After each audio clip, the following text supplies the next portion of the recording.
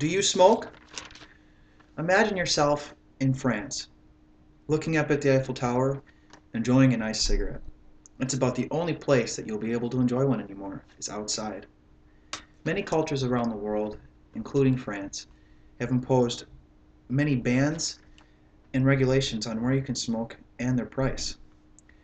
As a recent ex-smoker, I can see why these bans have been put in place, but yet I also feel for the smokers, where I can see why it's frustrating to not be able to smoke where you want or where you've been used to smoking for so many years. Today I would like to focus on the current French culture and how they were taking to many of the new restrictions that have been in place.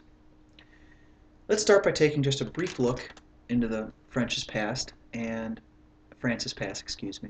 see why it is so embedded into their culture. For one, the word cigarette is actually a French word, and the word nicotine comes from a French diplomat named Jean Nicot, who established smoking in France into the 16th century. Smoking has forever been linked to a lot of high-end icons for decades in France, some being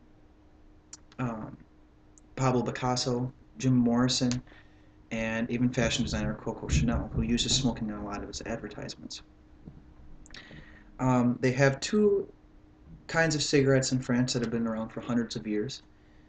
Gitones and Julices, excuse me on the pronunciation. Like I said, they were both put in place around 1910 and are currently one of the more popular cigarettes in France and in Europe. Um, while taking a brief look at the past, we can transition over to their current culture and some statistics on smoking there now. Um, for one, more people currently smoke in France than anywhere else in the world. 39% of all adult males and 27% of all females currently smoke in France, 40% of them being ages 18 to 24. Now, worldwide, there has been a decrease in smokers, but not in France. There's currently 17 million people who smoke, and 66,000 people die every year from it. So it's hard to believe that there's been a 2.7% increase since 2009.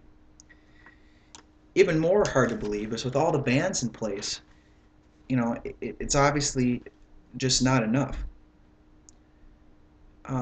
Just a brief look at some of the bans that have been put in place. Since 1976, they've been putting a lot of restrictions and really trying to make a difference on smokers. The first big break was in 1992. France became the first European country to ban smoking in offices and nightclubs. The next ban came in 2007, where France imposed a ban on smoking in French schools, shops, offices, and other public places, which we will touch on a little later. In 2008, a smoking ban went into effect for bars, restaurants, nightclubs, and cafes. And currently there's also fines, $198 for establishments and about $100 per person if caught breaking these laws. But currently, despite all this evidence, it shows that the smoking ban is being violated more now than when it was first put in place in 2007, as far as in the offices. After the ban was put in place, there was roughly a 40% decrease in complaints. 2 years later, that increased to 21%. And what's the reason for that? Basically, it's just widespread lack of enforcement. Employers and workers are just less worried about getting the fine because basically people just aren't reporting it and people don't care as far as people who run the companies. So it's worth risking the $200 infraction. It's a clear lack of enforcement and punishment. Bottom line is there just isn't enough motivation to quit.